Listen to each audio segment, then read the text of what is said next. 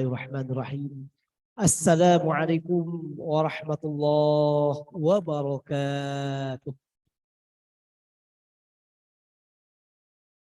Alhamdulillahi rabbil alamin. Wa bihi nasta'inu ala umuri dunya waddin. Wassalatu wassalamu ala habibina wa nabiyyina wa syafi'ina wa sayyidina wa maulana Muhammadin. وعلى آله وصحبه ومن تبعه بإحسان إلى يوم الدين سبحانك لا علم لنا إلا ما علمتنا إنك أنت العليم الحكيم. Yang sama-sama kita muliakan dan kita hormati seluruh jajaran pimpinan Syafana Islamic School, yang sama-sama kita hormati bersama dan kita muliakan dan kita hormati seluruh DKM Masjid Al-Ihsan yaitu Syafana, yang sama-sama kita muliakan dan kita hormati para guru kita, para asatidz, para ustadz, ustadzah, bil khusus yaitu para asatidz di Syafana Islamic School, serta tidak lupa juga hadirat jamaah yang insya Allah mudah-mudahan senantiasa dirahmati Allah Subhanahu wa Ta'ala. Amin. Allahumma amin. Alhamdulillah, pada kesempatan yang mulia ini di awal-awal bulan Sya'ban kita masih Allah pertemukan di acara yang mulia ini, di tempat juga yang sangat mulia ini, insya Allah dalam acara yang mulia berduduk bersama dengan orang-orang yang mulia dan dimuliakan. Mudah-mudahan kita termasuk orang-orang yang senantiasa dan selalu dimuliakan oleh Allah Subhanahu wa Ta'ala di dunia dan di akhirat. Amin. Amin. Bapak Ibu yang dirahmati Allah, tema yang sangat menarik sekali tentang berkaitan dengan sholat khususnya untuk putra putri kita. Dan tentu masalah sholat ini ada di antara masalah yang mendapatkan perhatian luar biasa dalam agama kita. Bukan hanya untuk anak-anak, tapi juga untuk orang tua, nenek moyang, dan semuanya muslimin dan muslimat. Dari mulai kecil sampai mulai besar. Ini yang sangat mendapatkan perhatian agama kita adalah sholat. Maka oleh karena itu, mari terlebih dahulu kita lihat betapa luar biasanya kedudukan sholat dalam agama kita. Yang pertama Bapak Ibu sekalian, dan ini keutamaan sholat ini adalah penting kita ingat sebagai di antara wujud dan bentuk cara nanti insya Allah kita sama-sama membentuk kepribadian anak-anak kita sehingga mereka mencintai sholat. Melakukan sholat insya Allah dengan tidak bolong-bolong minimalnya. Kemudian maksimalnya lebih baik, bahagia, senang, dan tidak merasa terbebani. Karena kata para ulama di antara trik ataupun di antara caranya adalah menanamkan pentingnya ibadah sholat ini. Kita lihat yang pertama, apa pentingnya ibadah sholat? Yang pertama adalah, kata para ulama, tidak kurang dari 100 ayat dalam Al-Quran Allah menggunakan kata sholat. Jadi kata sholat yang berkaitan dengan sholat, baik dengan kata sholat atau sholawat misalnya, ini Allah sebutkan dalam Al-Quran, kata para ulama, dalam 100 ayat minimalnya. Itu dengan kata sholatnya saja. Belum dengan kata yang lain yang maksudnya sholat lebih banyak lagi. Dan tentu tidak semata-mata Allah menyebutkan hal ini kecuali menunjukkan pentingnya ibadah ini. 100 ayat. Subhanallah, luar biasa kan. Bahkan bukan hanya itu. Kalau kita lihat dalam Al-Quran. Ketika Allah berbicara ciri orang bertakwa yang pertama kali. Yang Allah sebutkan dalam Al-Quran, dalam urutan mushaf Al-Quran yang seperti kita dapatkan sekarang, alhamdulillah ada di kita semuanya. Yang Allah sebutkan pertama kali ciri orang yang bertakwa siapa? Setelah beriman kepada yang gaib, langsung yang kedua, sholat. Alif Lam Mim Al-Baqarah. Dzalikal kitabu la raiba fihi hudal lil muttaqin. Siapa muttaqin ini? Yang pertama siapa?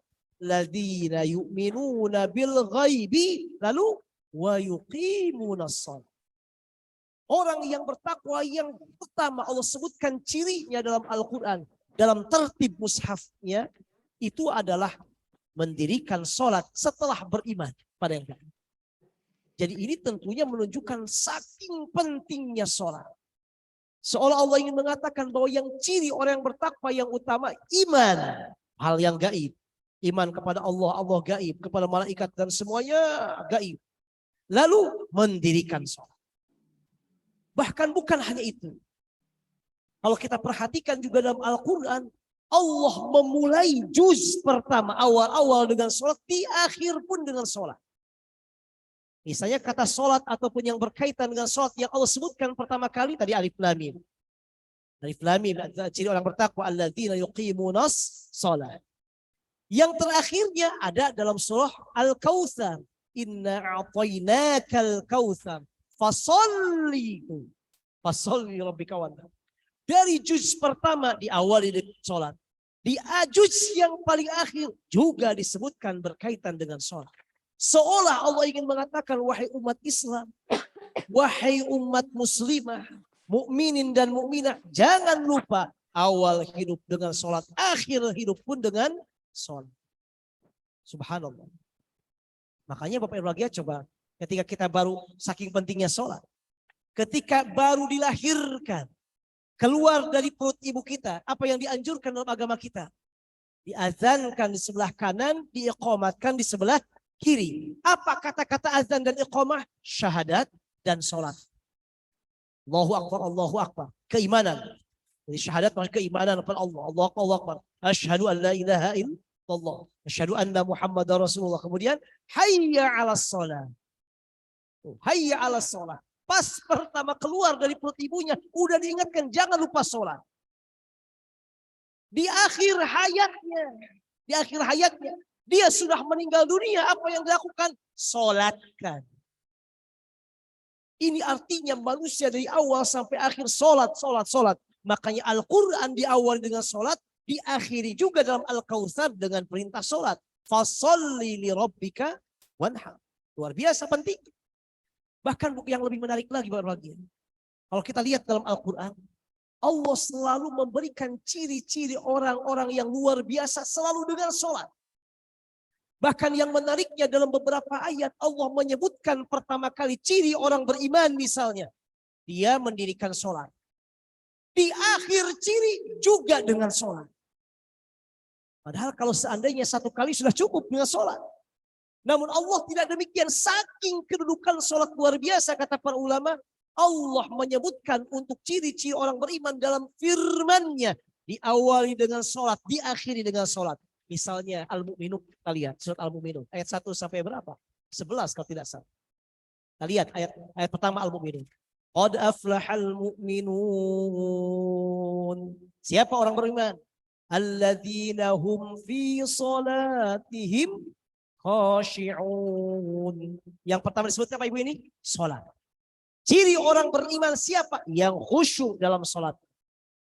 Berikutnya walladzina hum 'anil lagwi mu'ridun. Berikutnya walladzina hum lizzakati fa'ilun. Berikutnya walladzina hum li furujihim hafizun illa 'ala azwajihim aw ma malakat aymanuhum fa innahum ghairu malumin. Faman ibtagha wara'a dzalika fa ulaika humul 'adun. Lalu walladzina hum li amanatihim wa 'ahdihim ra'un. Lalu walladzina hum 'ala shalawatihim yuhafizun. Tuh, di akhir ayat, akhir orang beriman diawali orang yang khusyuk dalam salatnya. Lalu sebutkan ciri-ciri yang lain. Di akhir ciri orang beriman Allah sebutkan juga orang yang selalu menjaga. Bayangkan dulu.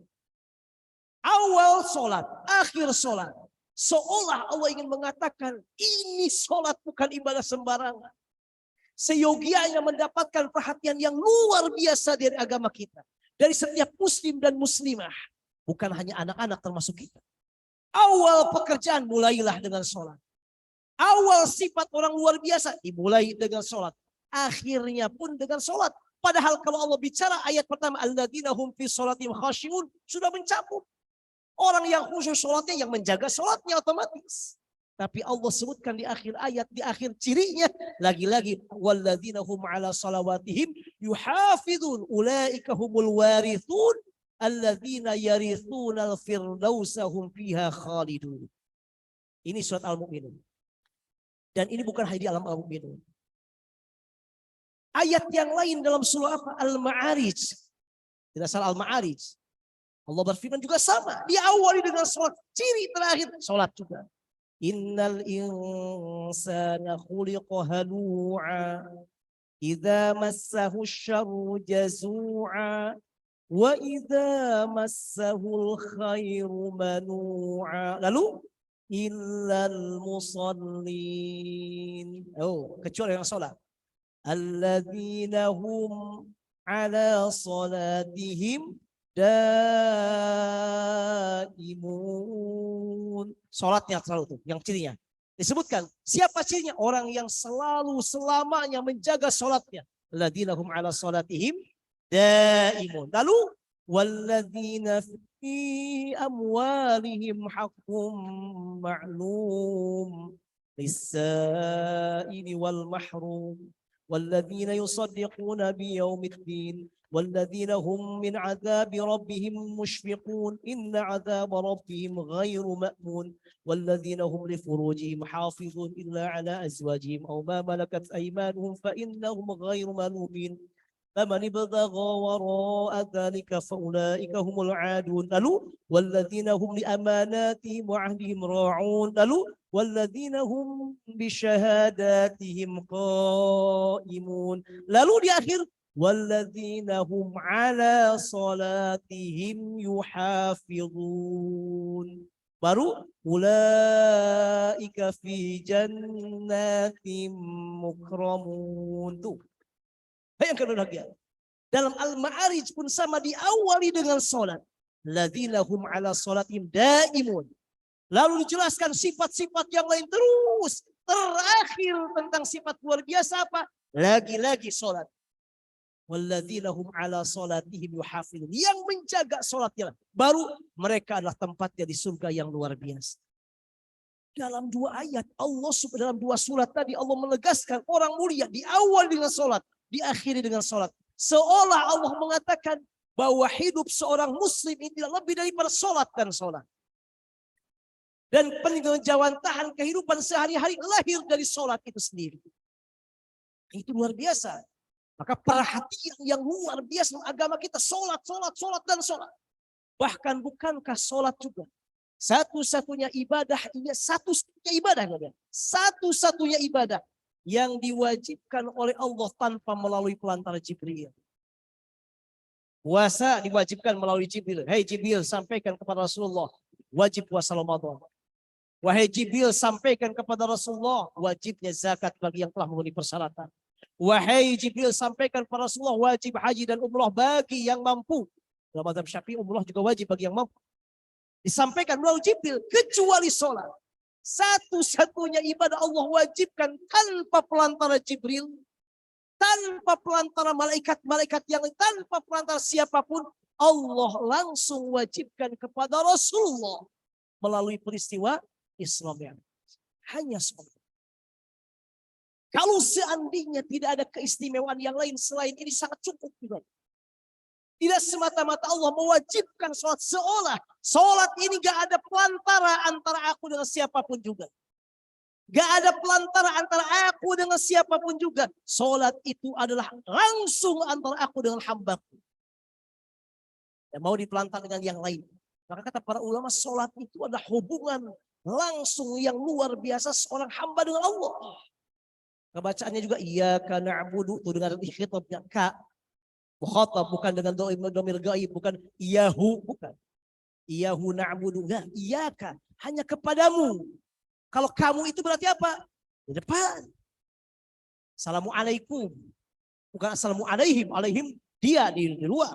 Assalamu alaihi, enggak kelihatan oleh kita. Tapi ketika sholat yang dibaca Al-Fatihah di antara kata iyyaka na'budu wa iyyaka nasta'in. Kita betul-betul sedang sholat, sedang di hadapan Allah. Maka istilah yang kita punya, ya Allah hanya kepadamu. Seolah Allah di depan kita. Dan kita betul-betul sedang bermunajat dengan Allah. Bermunajat dengan Allah. Maka ini semua lagi harus sekali menunjukkan luar biasa Allah langsung wajib. Dan hal yang lain. Tidak ada satupun ibadah Yang mana dalam agama kita tidak bisa gugur dalam keadaan apapun kecuali sholat. Ibadah yang lain Bapak Ibu artinya bisa gugur. Kita mungkin nggak melakukannya, nanti dilakukannya, nanti dikodok, boleh. Puasa, nggak kuat puasa, capek, sakit. Kemudian haus minta ampun, bukan, nggak apa-apa. Ganti nanti pada hari yang lain. Saya berangkat haji sudah ada tapi nggak mampu, nggak kuat. Nggak bisa melakukan yang udah tua yang minta ampun misalnya, nggak kuat berangkat. Nggak apa-apa, ganti dengan orang lain dibadalkan. Semua ibadah kalau kita tidak mampu, tidak bisa, boleh diundur harinya. Boleh dibatalkan pelaksanaannya. Diganti hari yang lain kecuali sholat. Gak ada istilah saya sedang sakit, mohon maaf gak bisa sholat. Jangankan itu, ya Allah saya gak bisa berdiri. Tetap harus sholat. Makanya satu-satu ibadah selama manusia itu hidup. Selama akalnya ada, gak gila. Bang Sunda bilang tegelo. Dia masih hidup, akalnya sehat, badannya dia akalnya sehat, hidupnya ada, nyawanya masih ada. Apapun keadaannya, sholat tidak bisa gugur dan tidak bisa jatuh dan tidak bisa digantikan oleh orang lain. Tuh saya sedang capek, Bang, nggak bisa jalan, ini sakitnya. Misalnya ada orang bilang saya sedang stroke, nggak bisa berdiri, tolong gantiin sholat saya, nggak boleh. Kalau haji masih bisa. Saya sedang ini malas banget, saya bayar misalnya 1 juta untuk ganti sholat, nggak bisa, harus. Saya nggak bisa berdiri, duduk sholat saya duduk, nggak bisa duduk berbaring sambil rebahan tidur lagi, nggak bisa berbaring, ya udah dengan gerakan saja tangan, angkat, nggak bisa tangan saya nggak bisa digerakkan, terus dengan mata, ada lagi. Mata saya nggak bisa digerakkan dengan hati. Allahu Akbar hati. Allahu Akbar terus hati. Gak bisa dengan hati juga. Ya mati artinya.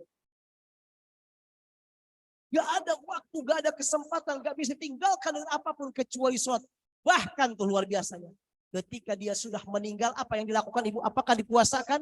Apakah dizakatkan? Diapakan Ibu? Disolatkan. 4 kewajiban yang hidup pada Yesus meninggal dunia. Memandikannya, mengkafaninya, lalu menyolatkannya, bukan mempuasakannya, bukan mendekatinya atau menghajikannya, tidak. Tapi apa? Menyolatkannya dan menguburkannya. Sampai kita mati pun disolatkan. Saking pentingnya sholat. Makanya ini ya Allahu Akbar. Kita tekankan ke anak-anak kita khususnya tentang masalah ini. Dan jangan ke anak-anak kita, termasuk pada kita. Dimulai dari kita. Pentingnya luar biasanya ini. Makanya orang tua kita kadang suka bilang, nah ya mungkin namanya manusia kadang kesana kemari, tapi mama pesan sholat jangan kamu tinggalkan. Karena ketika sholat dipegang dengan baik, insya Allah itulah penguat yang luar biasa. Bahkan di antara pintu Allah membukakan kemudahan dan hidayahnya untuk kita semuanya. Kalau suatu saat misalnya kita kesana kemari misalnya, ini luar biasa sholat. Bahkan disebutkan dalam hadis riwayat Imam At-Tabrani dalam Al-Mu'jam Al-Kabir. Awwalu ma yuhasabu bil 'abdu yaumal qiyamah as-shalah, kata Rasul. Yang pertama kali dihisab kelak pada hari kiamat apa Bapak Ibu? Salat. Kalau salatnya baik aman. Kalau salatnya tidak baik, nah itu kurang aman dan tidak aman. Lagi-lagi salat. Makanya betapa perhatian luar biasa agama kita dengan salat. Allahu Akbar. Khususnya dengan anak-anak. Khususnya dengan anak-anak. Apa contoh dengan anak-anak? Kita lihat dalam surah Toha Ibu. Ayat 132. Allah berfirman, wa'mur ahlaka bis-shalah wastabir 'alaiha. Perintahkan. Allah mengatakan perintahkan. Allah di sini menggunakan 2 kata. Fi'il amr dan fi'il atau kata kerja yang dipergunakannya adalah kata kerja dari perintah lagi. Bisa saja Allah mengatakan begini, wasolli, sholatlah, beres. Tapi Allah nggak begitu. Pergunakan kata perintah, wa'mur, perintahkan. Dan kata perintah yang dipakai itu adalah perintah lagi. Perintahkan. Apa? Keluargamu. Siapa? Di antaranya anak-anak kita, termasuk pasangan kita. Untuk apa? Bisolah, untuk sholat. Allah dengan tegas mengatakan sholat di sini, tidak mengatakan puasa. Tidak mengatakan zakat, meskipun kata para ulama dikiaskan yang lainnya. Allah menyebutkan sholat berarti menyebutkan semuanya, zakat, menyebutkan yang lainnya puasa, menyebutkan yang lainnya tentang berkata baik dan seterusnya. Tapi kenapa Allah memilih kata sholat yang dijadikan sampel di sini? Yang dijadikan tekanan oleh Allah di sini menunjukkan pentingnya sholat. Wa'mur ahlaka bis-shalah wassabir 'alaiha. Yang kedua, dalam hadis riwayat Imam Abu Dawud dalam sunannya dengan sanad sahih, diterima dari Amr bin Shu'aib dari ayahnya dari kakeknya. Rasul mengatakan, "Muru auladakum bis-salati wa hum abna'u sab'i." Perintahkan anak-anakmu untuk sholat ketika mereka usia 7 tahun. Sampai Nabi Muhammad mengatakan demikian, usia 7 tahun. Bukan yang lainnya sholat. Loh kenapa sampai usia 7 tahun berbahagia? Bukan berarti nunggu 7 tahun nanti sebelumnya. Enggak, sebelumnya kita didik juga. Karena secara fikih Bu, Bapak Ibu bahagia, usia 7 tahun itu adalah masa tamyiz. Dan ketika seseorang melakukan ibadah, kalau sebelum usia tamyiz, usia mumayyiz, gak sah sholatnya. Gak sah ibadahnya. Tapi masa tamyiz sah ibadahnya. Namun bukan berarti bahwa tidak boleh sebelum usia 7. Silakan usia berapapun. Mulai dari awal dari sejak kecil diperlihatkan sholat kepada mereka. Namun Rasul menekankan usia 7 tahun jangan lupa sholat. Dan Muhammad gak mengatakan yang lain. Sholat. Gak mengatakan usia 7 tahun latihlah untuk berpuasa sekalipun 1-2 jam. Enggak.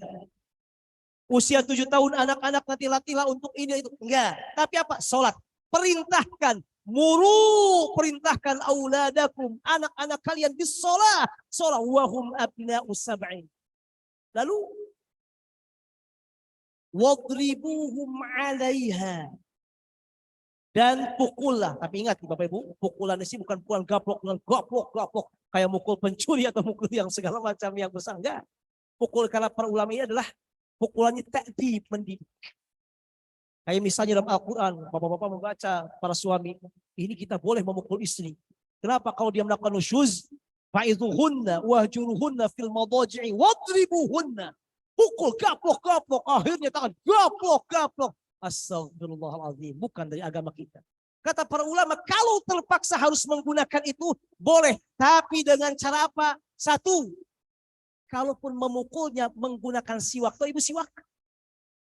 Siwak bukan gosok gigi, bukan sikat gigi, bukan. Sikat gigi masih keras, masih besar. Siwak. Oh ini. Pukulkan di mana? Di daerah yang tidak berbahaya, di kaki. Dan tidak boleh memukul apapun, siapapun, termasuk hewan dalam agama kita, wajahnya nggak boleh. Apalagi istri kita, apalagi anak-anak kita.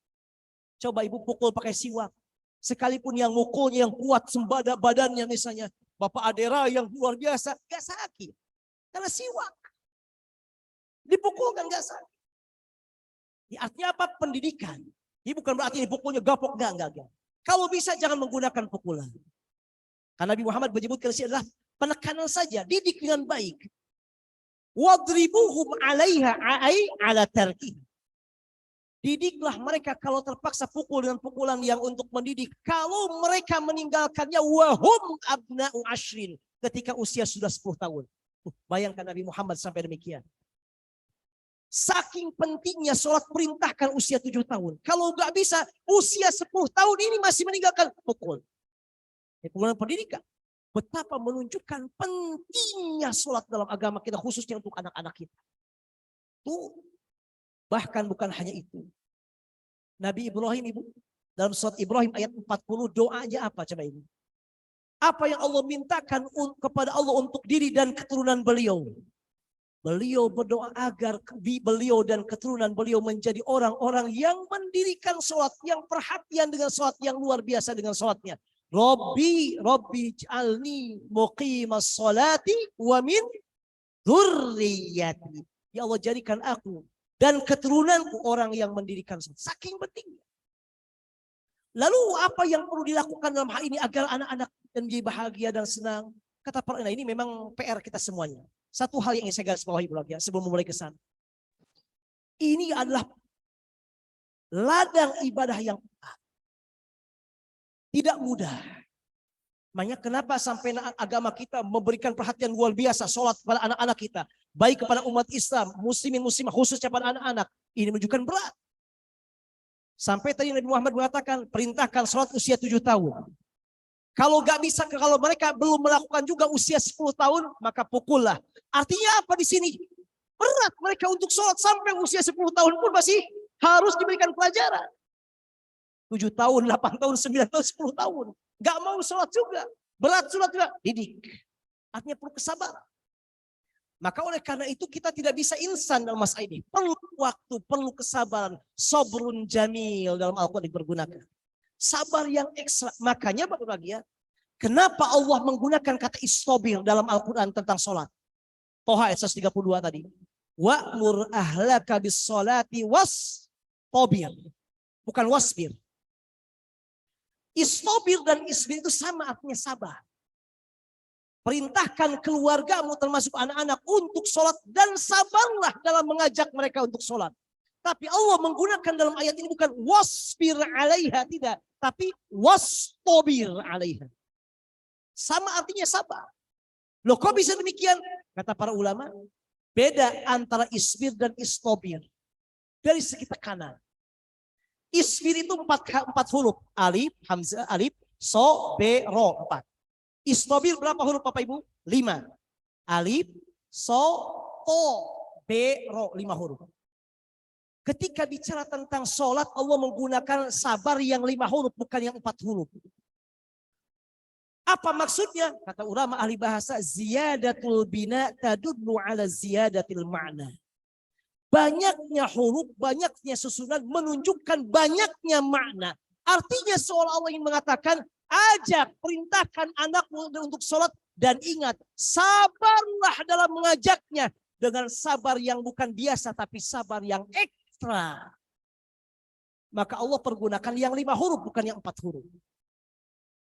Dan yang penting Bapak Ibu, kata istobir dalam Al-Quran Allah sebutkan cuma 3 kali. Kata isbir dengan bentuk mufrad ataupun dengan apa fa'ilnya jama isbir isbiru, Allah pergunakan dalam Al-Quran 25 kali. Wasbir nafsaka ma'al ladzina yad'una rabbahum bil ghadati wa 'ashyi yuriduna wajha wa la ta'du 'ainaka anhum turidu zinatal hayatid dunya. Surat Al-Kahfi misalnya. Kemudian wasbir wasbir fa inna sabraka lillah. Ayat yang lain, ya ayyuhalladzina amanu sabiru wasabiru warabitu wattaqullaha la'allakum tuflihun.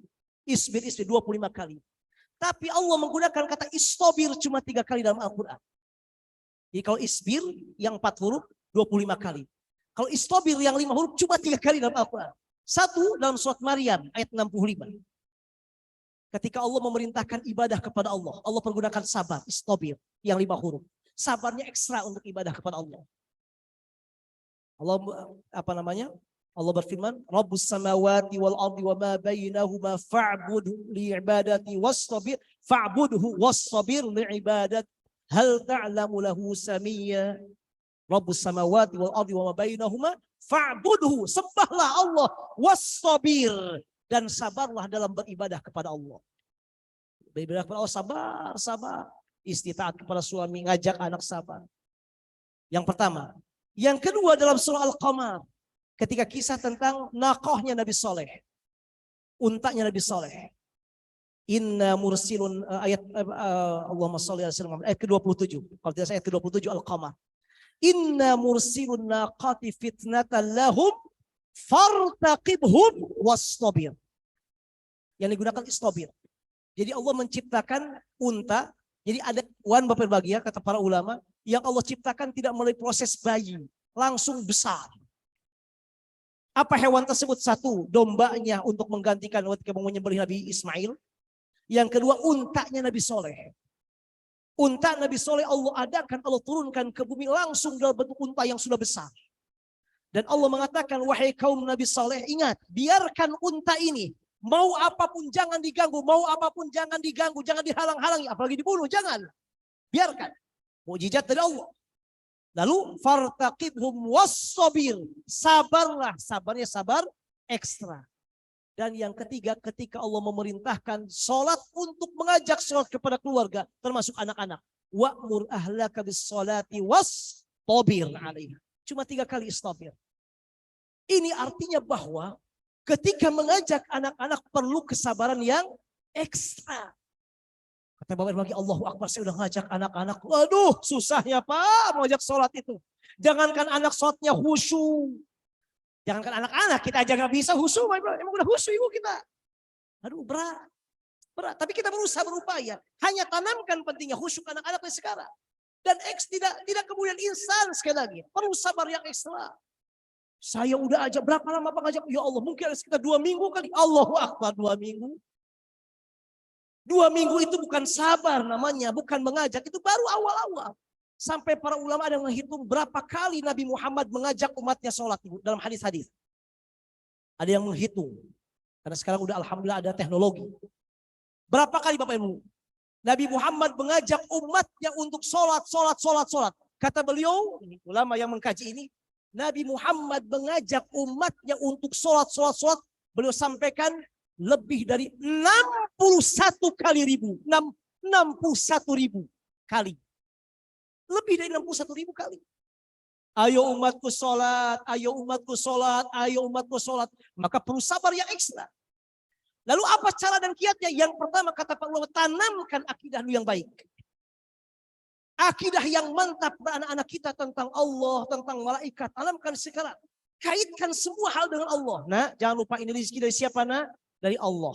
Meskipun sebabnya papa dan mama. Tapi ingat, yang memberikan kekuasaan kepada papa mama. Untuk bisa mendapatkan rezeki. Bisa bergerak-gerakan tangan ini. Memberikan kekuatan melangkahkan kaki hanya Allah. Nah, sampaikan. Jadi dia terngiang Allah. Kemudian akan bertanya anak-anak, Pak, Allah itu di mana adanya? Sampaikan, Allah ada tapi tidak memiliki tempat. Kemudian bagaimana kita tahu Allah itu ada? Sampaikan, tidak setiap yang tidak kelihatan oleh kita berarti tidak ada. Ada seorang laki-laki datang ke orang Majusi, orang yang yang tidak beragama Islam, Imam Abu Hanifah. Wahai Imam Abu Hanifah, Tuhan kamu katanya Allah, cuma mana aku boleh gak melihat Tuhan Allah itu di mana? Seperti apa bentuknya? Ingin lihat. Kemudian kata Abu Hanifah, apakah setiap yang tidak terlihat berarti tidak ada? Iya, tidak ada, nggak kelihatan. Nah kemudian begitu, kamu orang gila atau orang waras? Saya waras, apa buktinya kamu waras? Saya punya akal. Akal kamu ada enggak? Coba lihat akal kamu. Diam. Iya. Mana akal? Nggak kelihatan. Tapi apakah akal itu kemudian tidak ada? Iya. Sampaikan pelan-pelan. Pelan-pelan aja. Kan anak sekarang zaman sekarang kritis luar biasa. Tanamkan kepada iman kepada Allah, malaikat, kitab, Rasul. Karena semua ini berkaitan dengan keyakinan lagi. Kenapa Mas saya harus sholat? Nanti kita jelaskan misalnya tentang ini faidahnya, ini manfaatnya. Kita wujud syukurna kepada Allah. Allah memberikan ini semuanya.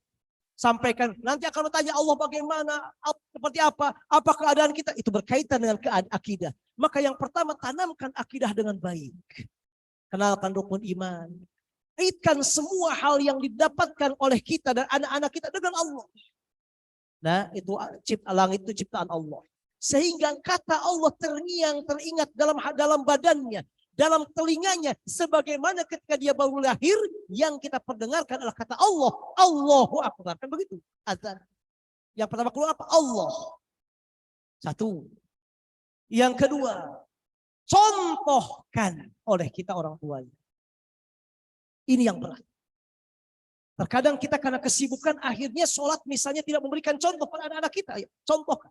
Makanya kalau seandainya kita sering ke masjid. Misalnya sering ke masjid. Jangan lupa. Nabi Muhammad mengatakan. Ij'alu min sholatikum. Yaitu sholat untuk sunat. Fil bait di rumah. Jadikan sebagian sholat kita di rumah. Sholat sunat misalnya.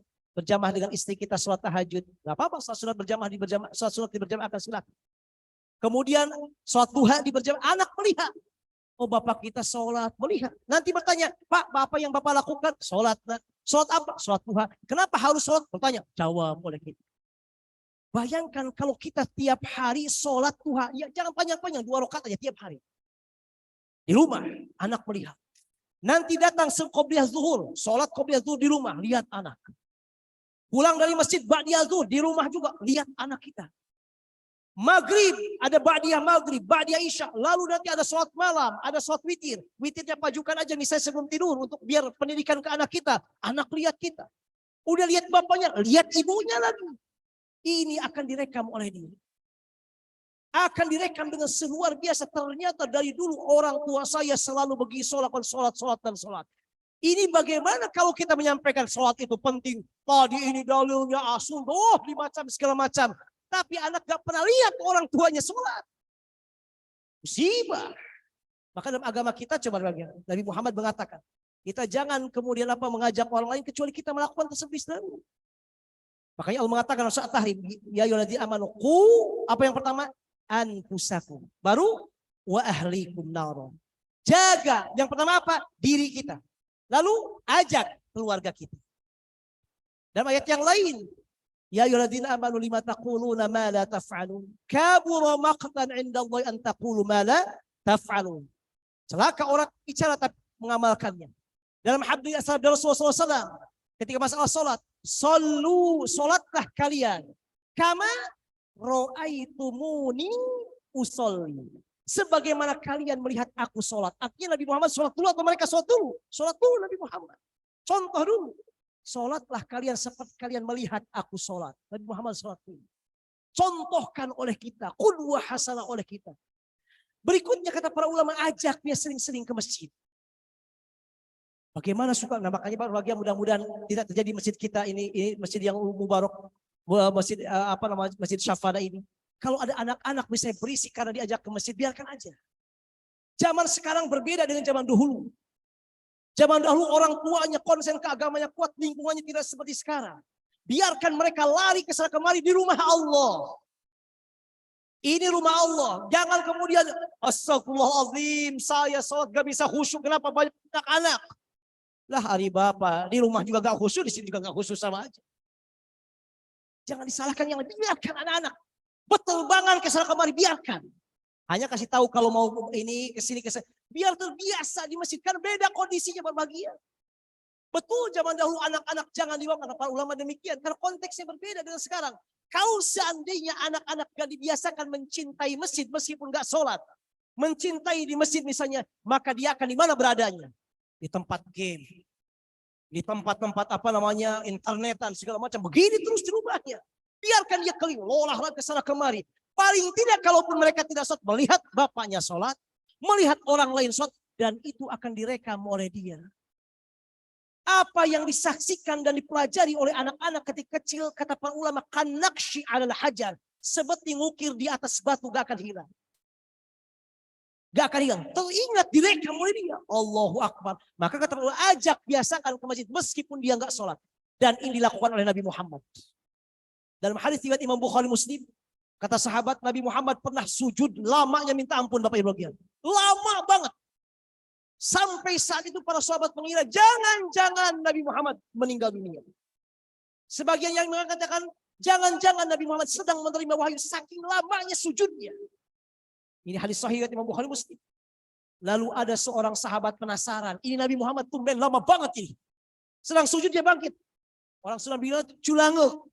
Kayak nawal ini atau yo ngelating sujud teh begitu. Ada apa ini kok sejauh banget?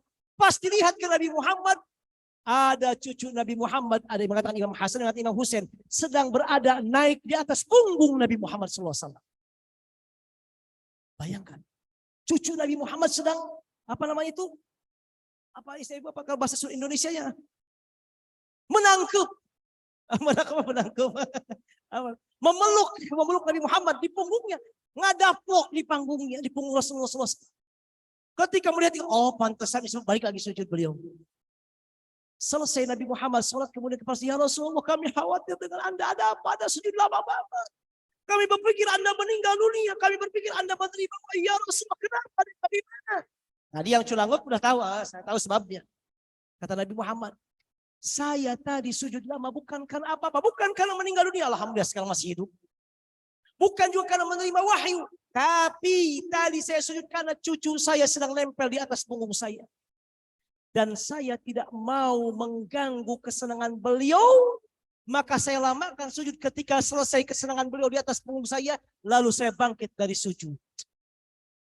Maaf ibu saya bertanya. Ini sholat wajib apa sholat sunat ibu?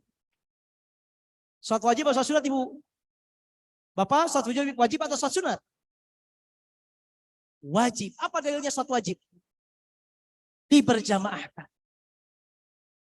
Nabi Muhammad sedang sholat wajib ini. Wajib formal.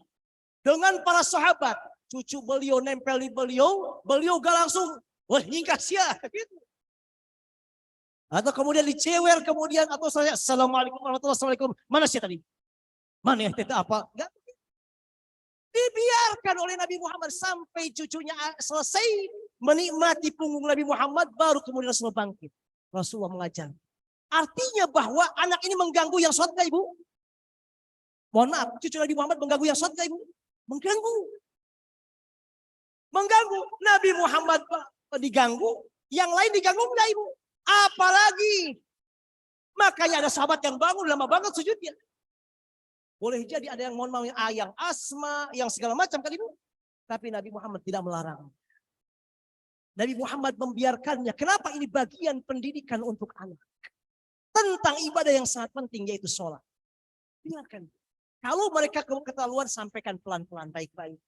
Baik-baik. Jangan sampai nanti mohon maaf Bapak Ibu ya. Untuk Jumatan di masjid ini. Anak-anak atau sholat wajib di sini mohon tidak membawa anak-anak. Simpan anak-anak di dalam keranjang misalnya. Atau di dalam gudang yang tertutup. Enggak, biarkan. Kita saling memahami beres. Udah. Kita saling, dan orang tuanya paham. Paham apa? Misalnya pastikan bersih segala macam. Saling memahami udah. Nabi Muhammad mengajarkan demikian bagi. Kenapa di zaman sekarang yang sangat luar biasa. Dan anak dibawa ke masjid. Menyaksikan, melihat, secara langsung mengajak dan menyampaikan ke anak, yuk kita sholat. Tuh, sholat di masjid itu indah loh, senang loh, bisa ke sana kemari, lihat orang banyak, bahagia senang. Beda kalau kita contohkan di rumah. Lihat bapaknya sholat sendiri, ibunya sholat sendiri juga kira enak. Di sini ada lihat temennya, ada anaknya, senang, bahagia, itu yang dicari. Karena anak itu biar senang dulu, kalau udah senang dilakukan dengan sukarela dia. Tapi kalau udah lihat wajah, aku gak mau, kenapa? Trauma. Dulu dibomba, diobrak-abrik, kemudian diusir-usir oleh penjaga masjidnya. Lah. Biarkan mereka bahagia. Contoh Nabi Muhammad SAW. Lalu yang berikutnya kata para ulama. Berikan kisah-kisah tentang keutamaan sholat atau orang-orang yang sholat yang luar biasa. Ini penting lagi. Karena anak itu suka cerita. Cerita bagaimana Nabi Muhammad sholat, para sahabat sholat. Pentingnya sholat, kegunaan sholat. Sampaikan kepada mereka. Kalau bisa untuk anak-anak kata para ulama, gunakan usul targhib, jangan tarhib. Tarhib belakangan. Targhib itu untuk mengajak, pahalanya begini, surga demikian. Tarhibnya ada, tapi sedikit aja porsinya. Tarhib itu ada, kalau enggak nanti masuk neraka. Pelan-pelan aja, sedikit aja. Jangan sampai tarhib jadi banyak. Kalau enggak sholat nanti di neraka digoreng oleh Allah. Digoreng, wah langsung dia. Memang bagus. Tapi untuk anak-anak kata para ulama, secara kejiwaan anak-anak, dan untuk orang dewasa sampaikan digoreng sih ya. Gitu. Tapi untuk yang kecil kan, targhib dulu. Karena mereka suka yang senang-senang, dipacu dulu, dipancing dulu. Yang tarhibnya ada, tapi porsinya jangan banyak-banyak. Kemudian yang terakhir adalah perbanyak berdoa. Perbanyak berdoa kepada Allah SWT. Sebagaimana di antara doanya Ibu, Rabbi ij'alni muqimas salati wa min dzurriyyati rabbana wa taqabbal. Doa dalam surat Ibrahim ayat 40. Doanya Nabi Ibrahim memohon keturunan beliau orang yang mendirikan sholat. Terus berdoa, dan doa ini adalah senjatanya orang beriman. Nah ini barangkali di antara yang bisa saya sampaikan, dan kita buka nanti barangkali tanya jawab, atau barangkali ada masukan-masukan yang lain, Masya Allah, Alhamdulillah, atau barangkali ada yang perlu didiskusikan, baik menyangkut tema atau tema yang lainnya, maka kita diskusikan bersama. Aqulu qouli hadza wa astaghfirullah li wa lakum, dan kembali ke moderator kita, jazakumullah khairan katsiran.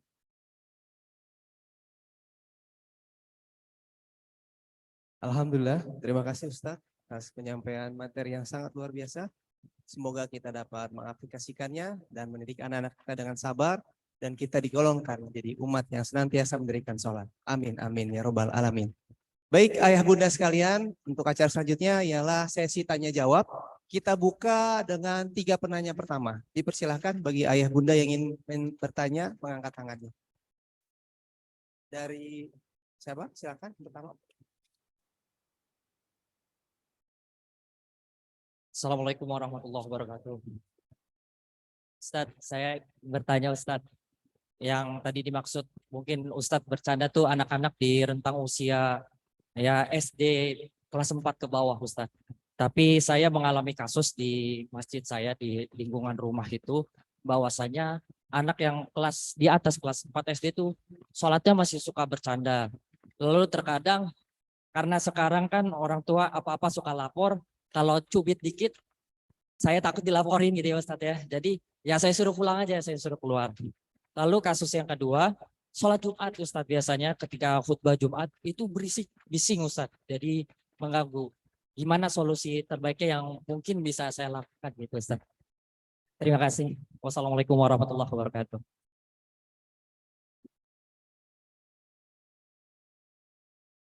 Barakallahu fiik wa jazakumullah khairan katsiran. Pertanyaan sangat bagus sekali. Masya Allah. Barakallahu fiik. Terima kasih. Yang pertama, kita ajak sholat kita, anak-anak kita tentu ke masjid itu usahakan selalu kita lakukan. Lalu kita pertama untuk kita pengurus masjid, jadikan ketika anak-anak berkunjung ini adalah ini di antara ladang untuk ibadah kita. Itu yang paling pertama. Jadi ketika melihat anak-anak bukan langsung benci, bukan langsung kemudian negatif, tapi usahakan yang pertama, insya Allah mereka akan penerus kita. Kalau kita sudah meninggal dunia akan begini, akan mengenal masjid, hal yang penting. Karena itu berpengaruh sekali. Apa yang dalam hati kita berpengaruh sekali. Adapun yang tadi yang kemudian dia misalnya berisi, kemudian sholatnya main-main, sampaikan baik-baik. Ingat Bapak-Bapak, kita yang bukan orang tuanya, bukan pendidiknya, tidak punya hak untuk mencubit anak orang lain. Gak boleh, secara fikih. Meskipun ngajar. Yang berhak mencubit atau yang lain hanya gurunya yang resmi, guru sekolah atau guru sini, orang tuanya menitipkan, Ustadz, didik anak saya. Tapi kita DKM tidak punya hak. Jangankan ke anak-anak, ke yang lain, orang gila misalnya masuk, digapuk, nggak boleh. Allah akan memintai pertanggungjawaban tangan yang kita pakai. Karena di luar wilayah kita. Jika itu putra-putri kita yang berada di bawah wilayah kita, maka boleh. Tapi yang boleh. Jadi usahakan tidak menggunakan, sampaikan pelan-pelan baik-baik. Nah, jangan lupa nanti suatu jangan berbeda ya. Dan itu karena memang Ibu Rogia, kondisi demikian tidak luput dari juga lingkungan yang memang serba kompleks untuk sekarang. Namun kita lihat sisi yang lain. Jika kita sampaikan dia tetap bercanda juga, ingatkan terus pelan-pelan baik-baik. Masih juga ingatkan pelan-pelan baik-baik. Allah mengatakan, memerintahkan sholatnya apa? Menggunakan istobir, bukan isbir. Wa'mur ahlaka bisolati wastabir, sabar yang ekstra. Dan jangan dengan kekerasan. Pelan aja. Gak didengar pun gak apa-apa. Perbagian. Tidak ada istilah sia-sia yang apa kita lakukan sama itu kebaikan. Mungkin sekarang gak didengar. Besok dan lusa kalau beliau sudah besar, beliau yang akan melakukan demikian kepada anak-anak yang lain. Nah, jangan bercanda sholatnya padahal dia kecil, dia yang bercanda. Loh kok bisa demikian? Karena ingat gurunya Ustadz yang sampaikan dulu. Nyampaikannya pelan, kena ke hatinya. Enak. Alhamdulillah ternyata enak dikasih tahunya demikian. Daripada kemudian kita marahin, apalagi dicubit, dia akan dendam dengan kita. Ributlah masjid. Apalagi orang tuanya gak paham, datanglah orang tua. Waduh Masya Allah. Zaman sekarang memang keadaan demikian, gak bisa dihindari keadaan demikian. Disampaikan pelan. Agama kita Ibu Lagian, pentingnya yang baik. Makanya Allah mengatakan dalam mengajak untuk berdakwah saja, ud'u ila sabili rabbika bil hikmah wal mau'izatil hasanah. Dengan hikmah lemah lembut. Kalaupun kita harus berbeda argumen, bantah-bantahan, apa kata Allah? Wa hum billati hiya ahsan. Gunakan isim tafdil. Kalaupun harus berbantah-bantahan, dengan yang baik. Tuh subhanallah. Lebih dari itu Ustaz. Jangankan anak-anak kita. Fir'aun saja yang jelas-jelas ngaku sebagai Tuhan. Dalam surat An-Nazi'at mengatakan, Ana rabbukumul a'la. Aku Tuhan yang paling tinggi. Satu-satu yang ngaku dia sebagai Tuhan Fir'aun. Ketika Allah memerintahkan Nabi Musa dan Harun untuk berdakwah kepada Fir'aun, apa yang Allah sampaikan? Apa yang Allah pesankan? Wa qula lahu qawlan layyinan. Ingat, ajaklah Fir'aun yang ngaku Tuhan tadi dengan perkataan yang lemah lembut, layyinan. Bayangkan. Fir'aun yang jelas-jelas ingkarnya, jelas-jelas kafirnya, ketika Allah memerintahkan Nabi Musa yang jelas-jelas nabinya, Nabi Harun yang jelas-jelas nabinya, untuk mengajaknya, Allah pesankan agar diajak dengan perkataan yang lemah lembut. Apalagi dengan putra-putri kita, dia muslim. Dan kita bukan nabi. Dan tidak setaraf dengan nabi. apalagi kita harus lebih lemah lembut lagi. Artinya usahakan dengan baik. Meskipun gak didengar, sampaikan. Kita ini gak ada hak untuk memaksa ibu. Kemudian saya menyampaikan, besok dia harus nurut saya. Ada. Jangankan kita, Nabi Muhammad pun enggak demikian. Kata Allah dalam surat apa? Dalam surat Al-Ghasyiyah. Lasta alaihim bimusaytir. Kamu gak bisa paksa. Innama anta al-balag, alaikal balag. Engkau nyampaikan saja. Adapun ikut tidaknya hak prerogatif Allah. Allah yang membolak-balikan hati manusia. Jadi jangan pernah berpikir bahwa kalau saya sampaikan, saya udah sampaikan berkali-kali kepada dia tapi gak nurut juga. Kurang ajar dia, enggak ada kurang ajar. Jadikan itu ladang pahala saya dan kita semuanya insya Allah. Kita berpikir lebih jauh ke sini. Lebih jauh ke depan. Anak ini kalau canda sholat, berdosa dia ibu? Tidak. Yang lain terganggu lah. Ada anak-anak gadaya, anak-anak juga gak khusus juga kita. Kalau ternyata misalnya terganggu, apa sholatnya batal? Tidak batal. Hanya sedikit berkurang, tapi dia dapat pahala tambahan apa? Dia tetap sabar, tidak menahan emosinya, tidak marah kepada anak-anak yang mengganggu sholatnya. Anaknya kalau canda, kemudian batal, nggak sebatal karena dia belum mukallaf, belum kena taklif. Maka di sini perlu bijak melihat semua aspek. Itulah yang agama kita. Anak-anak zaman sekarang, ibu jangankan sholat, mohon maaf, datang ke masjid aja jarang yang mau. Jarang tahu karena asik dengan di kamar semua ada, di tempat bol, mil, mall, segala macam luar biasa. Ke masjid kalau mereka masjid itu ahlan wa sahlan.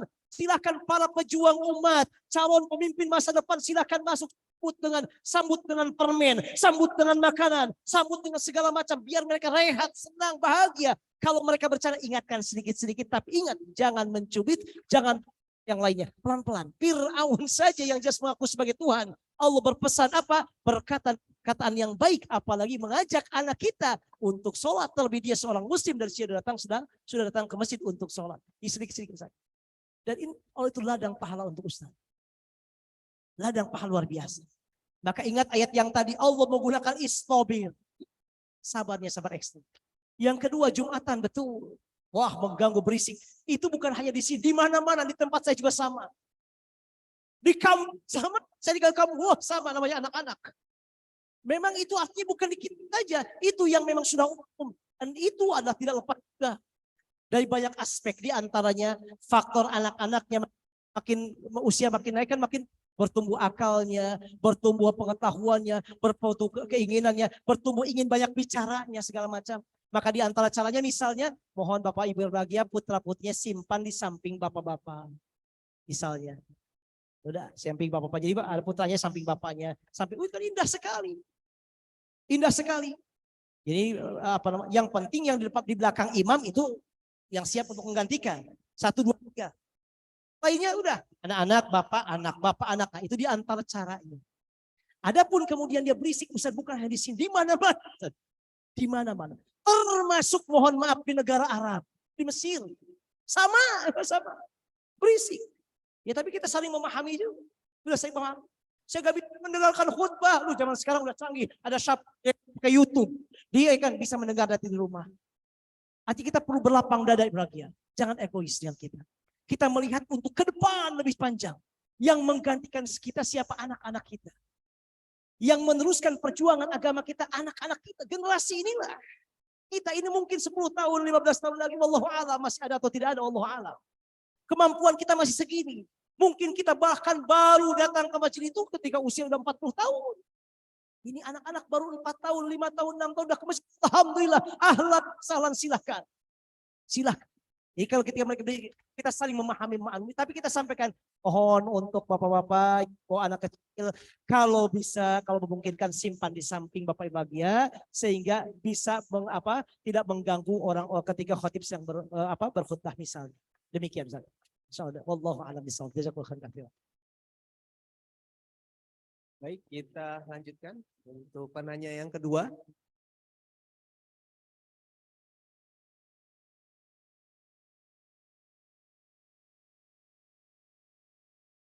Terima kasih waktunya. Izin bertanya Ustadz, tadi tentang istilah istobir ya. bahwa kita harus benar-benar bersabar. Ini ada cerita misalkan begini, ada seorang ayah yang sudah mengajak anaknya ke masjid gitu, tetapi dia mengajak begitu saja. Terus dia bersegera untuk ke masjid karena dia nggak ingin jadi makmum masbuk. Jadi menurut pendapat Ustadz sebaiknya bagaimana? Apakah memastikan anaknya pergi ke masjid atau bersegera ke masjid biar nggak jadi makmum masbuk gitu? Terima kasih Ustadz. Assalamualaikum warahmatullahi wabarakatuh.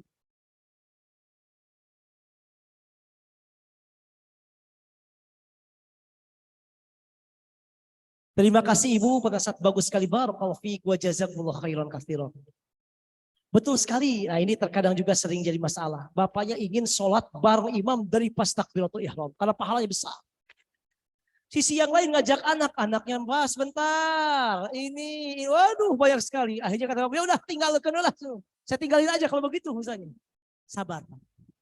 Betul Bapak, kalau dari awal Bapak insya Allah mendapatkan pahala besar. Tapi Bapak menunggu putra Bapak, putri Bapak, atau anak-anak Bapak untuk ke masjid, itu pahala yang luar biasa. Niat Bapak pertama agar bisa bareng imam dari awal takbiratul ihram sudah dicatat oleh Allah. Jadi yang paling baik tunggu sebentar dulu. Tunggu anak kita sampai siap lalu berangkat. Dan tidak berkurang sedikit pahala Bapak tersebut. Karena udah niatnya, azamnya kuat. Ingin sholat dan tidak mau masbuk. Ingin sholat bareng imam dari awal takbiratul ihram biar dapat keistamaannya. Allah udah berikan pahalanya. Plus ditambah pahala sekarang apa? Sabar nunggu anak, sabar apa melaksanakan perintah Allah, mengajak anak untuk sholat, kemudian sampai akhirnya masbuk nanti gak apa-apa bahagia. Tunggu anak kita, kemudian berangkat, dan Bapak pun masbuk sholatnya, tetap dihitung oleh Allah, insya Allah mendapatkan pahala. Dan awal sholat tidak masbuk, niatnya tadi. Niatnya tadi. Yang kedua, mungkin ke depannya agak dipersiapkan. Bapaknya juga jangan ngajaknya setelah 5 menit azan. Azan zuhur 5 menit, 5 menit azan. Nah, ya siap-siap. Oh, namanya anak-anak itu dulu segala macam. Maka bapaknya juga siap. Sebelum waktu sholat apa bagian udah wudu, udah siap ingatkan. Nah, ya siap-siap. Ingat Bapak bagian ada amalan sunat pahalanya lebih besar daripada wajib kata para ulama. Atau minimal sama dengan wajib. Kata Imam Asyuti dalam kitab Al-Ashbah wal Nadzair. Di antaranya kalau orang berwudu sebelum datang waktu sholat. Itu pahala sunat, ibadah sunat. Tapi pahalanya seperti wajib atau ada yang mengatakan lebih besar daripada wajib. Jadi minimal pahala yang sama dengan wajib. Di antara hal itu. Jadi sebelum waktu sholat ingatkan, nah 2 menit lagi ya kita akan zuhur nih. Bukan 2 menit lagi mau qomat. 2 menit lagi papa mau berangkat ke masjid, enggak. 2 menit lagi mau azan zuhur, nah siap-siap. Disiapkan segala macam. Bahkan zaman sekarang berbagai kita pun kreatif pokoknya. Saya yakin ibu-ibu ini lebih kreatif dalam masa ini. Kasih hadiah. Nah, kalau nak ikut berjamaah sama papa di awal waktu, setiap selesai sholat, Bapak Ananda mendapatkan uang hadiah Rp1.000. Kata anak-anak kekecilan mah. Ya, taikkan, insya Allah ganti. Niatnya baik kita. Enggak takut nanti jadi mata duitan. Ya kita semua mata duitan semuanya. Tapi itu di antara awalnya karena psikologi demikian. Jangan diterapkan untuk suami kita. Pak, kalau papa ke masjid dapat uang, nah itu gak cocok. Karena secara psikologi anak-anak itu suka dipacu, dibuat stimulus, dirangsang. Di hal-hal yang demikian. Coba kalau anak-anak kita ngajar anak-anak, apa yang mereka senang ketika ada perlombaan? Ada pertanyaan misalnya. Ayo siapa yang bisa jawab angkat tangan, dapat poin 100. Siapa Nabi ayahnya Nabi Muhammad? Langsung. Kata para ulama juga diantaranya ada rangsang dengan memberikan hadiah. Dengan memberi pujian. Ini jangan lupa pujian itu sangat berarti untuk anak-anak. Subhanallah nih. Putra papah tadi, putra mamah nih. Berangkat ke masjid dari awal waktu. Gembira dia. Senang. Ingat pujian ini berpahala bagian dan besar pengaruhnya dengan anak. Tapi kalau sudah pulang dari masjid, udah sholat, udah selesai. Apalah lakukan apa? Gak dihargai apa enggak? Masya Allah putra mama udah dari masjid. Allahu Akbar, belum dari kita yang soleh ya. Ini putra mama di baru masjid nih. Disebutkan di depan saudaranya. Tahadus bin ni'mah, bukan apa-apa. Mengangkat derajat dia, berikan pendidikan untuk dia. Biar senang dan senang masjid. Senang untuk sholat. Ini sangat berpengaruh. Dalam psikis sangat luar biasa. Dia bahagia. Siapa yang gak senang dipuji ibu? Jangankan anak-anak. Kita juga senang kan dipuji. Apalagi ibu-ibu.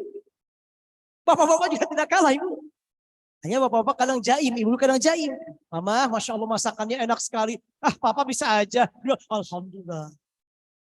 Ibu puji bapak, ibadah.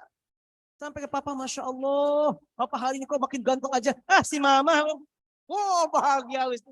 Di depan seperti, ah, si mama. Enggak. Tapi di balik itu, hati bahagia berbunga-bunga. Itu orang tua, apalagi anak-anak. Memang musimnya, usianya, saatnya demikian. Puji oleh kita. Meskipun tidak dengan hadiah. Minimal dengan kata-kata. Jadi yang paling baik lagi tunggu sampai beliau selesai lalu berangkat. Dan insya Allah gak berkurang pahala untuk bapak tersebut sekalipun akhirnya masuk. Hanya yang paling baik usahakan siapkan oleh bapak tersebut sebelum datangnya waktu zuhur atau waktu sholat. Nah, siap-siap sampai kemudian berangkat. Demikian wallahu a'lam bishawab.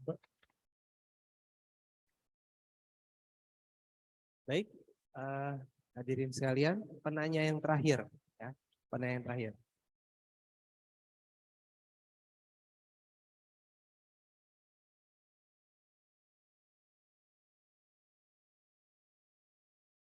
Afwan, izin bertanya Ustaz, bagaimana cara mengingatkan tentang sholat kepada orang tua agar tidak menyinggung perasaannya? Terima kasih.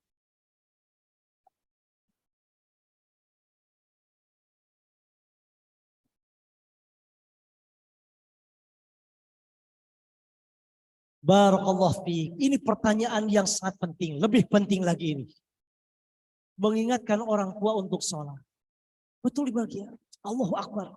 Kalau memang gak terbiasa dari kecil berat sholat itu. Makanya dari kecil Nabi Muhammad diingatkan. Perintahkan usia 7 tahun pas baru lahir udah sholat. Hayya ala sholat, hayya ala sholat, hayya ala sholat. Adzan. Kemudian qomat pun demikian. Apa cara dan kiatnya? Orang tua ketika beliau sudah makin lanjut usia. Kata para ulama ahli psikologi, itu memang tipikalnya seperti anak-anak lagi. Jadi apa mudah tersinggung, mudah apa sensitif dan sebagainya. Kalau itu maksudnya orang tua ayah, ayah dan ibu kita. Apa caranya? Kita pelan-pelan baik seperti kita mengingatkan anak-anak kita. Nah, ayo kita sholat bareng-bareng. Mohon maaf, jangan diceramahi. Mereka itu sukanya diajak, bukan diperintah. Ini bukannya untuk orang tua, kita juga sama. Hei, sholat. Beda dengan, ayo kita sholat. Padahal sama ngajak sholat. Cuma satu dengan redaksi. Sholat, perintah. Yang satu, ayo mas kita sholat. Beda. Bahkan dengan redaksi kata-katanya, dengan mimik yang luar biasa. Nah, itu kita pergunakan. Dan bahkan yang pertama adalah ajak, bukan perintahkan sholat. Ma, ayo kita sholat. Kemudian kita juga sholat. Jadi kita ajak bareng dengan kita sholat. Yang kedua, yaitu dengan jalan kita contohkan. Begitu datang azan langsung kita sholat. Terus aja. Ketika berkunjung ke orang tua kita datang azan langsung kita contohkan. Qobliyah dulu. Habis qobliyah misalnya, ayo kita sholat. Kemudian sunat dulu, duha. Apa saja. Sehingga orang tua kita kembali merekam. Meskipun tentu kalau dengan orang tua, makanya kenapa Nabi Muhammad menekankan sejak kecil. Karena kalau sejak kecil diterapkannya insya Allah nempelnya lebih luar biasa. Kalau udah besar agak berat. Naik, turun lagi. Kemudian juga ingat, besoknya lupa. Mudah sekali demikian. Maka ini harus super ekstra lagi. Ajak lagi pelan-pelan. Terus. Yang berikutnya ajaklah sering untuk hadiri majlis ilmu. Majlis ilmu ini penting. Majlis ilmu ini kayak seperti ini, Masya Allah. Siraman rohani yang luar biasa.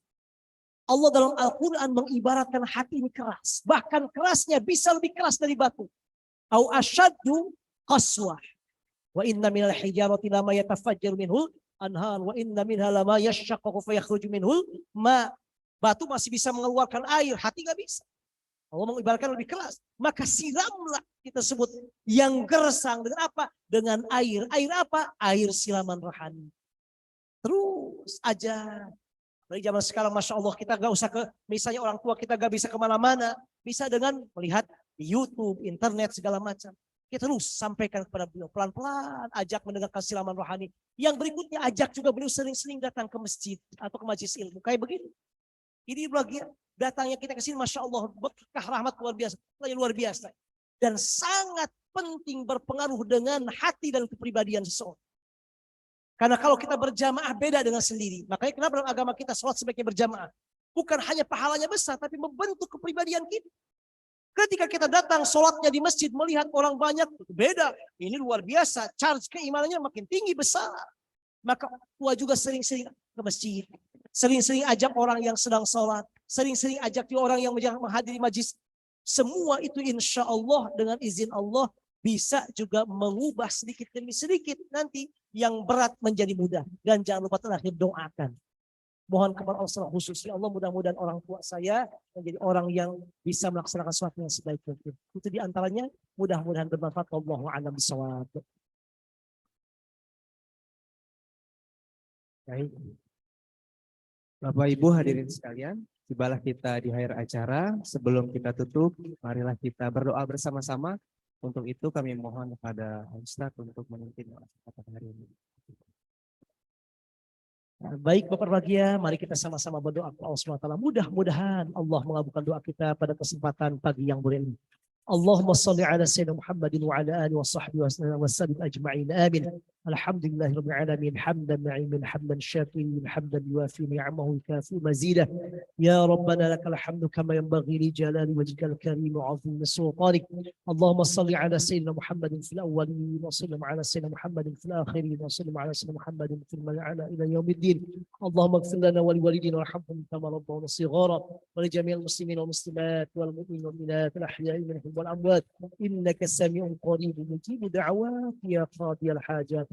اللهم اغفر لنا وانت خير الغافرين وارحمنا وانت خير الراحمين وعافنا واعف عنا وانت خير العافين وارزقنا وانت خير الرازقين وافضل علينا وانت خير المفضلين وتوفنا مسلما والحقنا بالصالحين. اللهم انا نستحفظك ونستودعك ادياننا وانفسنا واهلنا واولادنا واموالنا وكل شيء اعطيتنا.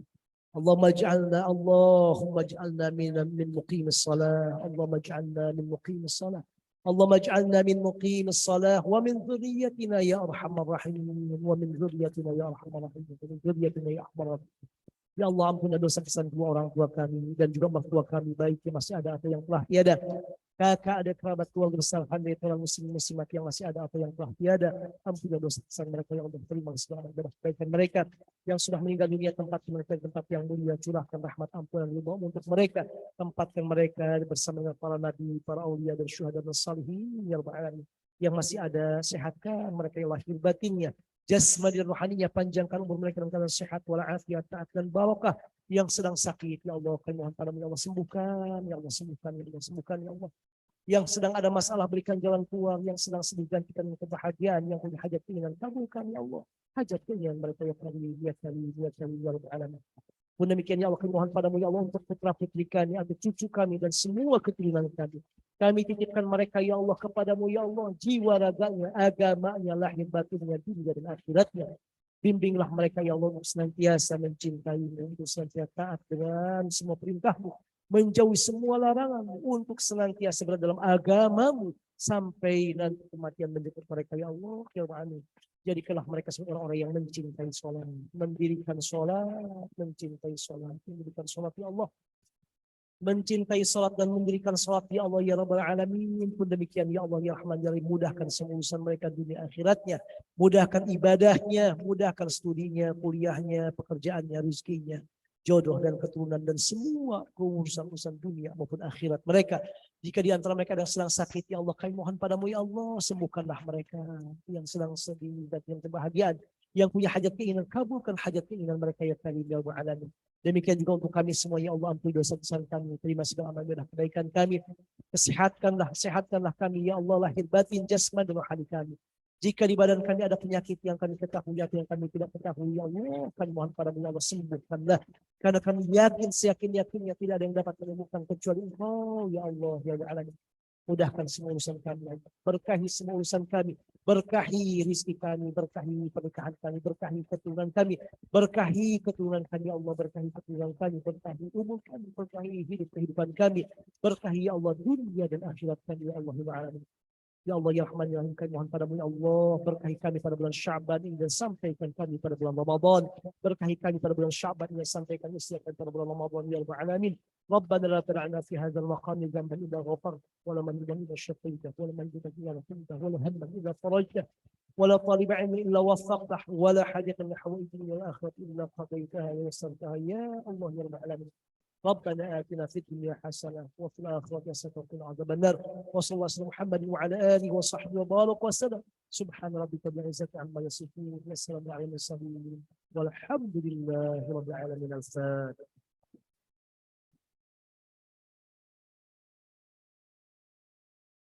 المغضوب عليهم آمين آمين. Baik, demikianlah kajian duha pada hari ini. Terima kasih kami ucapkan kepada hadirin yang telah hadir. Semoga kita disempurnakan untuk mengikuti kajian duha setiap hari Sabtunya. Baik, kita tutup. Sebelum saya tutup, saya ingin informasikan nanti akan ada pengumuman-pengumuman yang akan disampaikan oleh Ustaz Ali. Mari kita tutup acara ini dengan baca Alhamdulillah dan doa kifaratus majelis. Alhamdulillahirabbil alamin, subhanaka Allahumma wa bihamdika, asyhadu an la ilaha illa anta, astaghfiruka wa atubu ilaik. Wassalamualaikum warahmatullahi wabarakatuh. Ustaz Ali.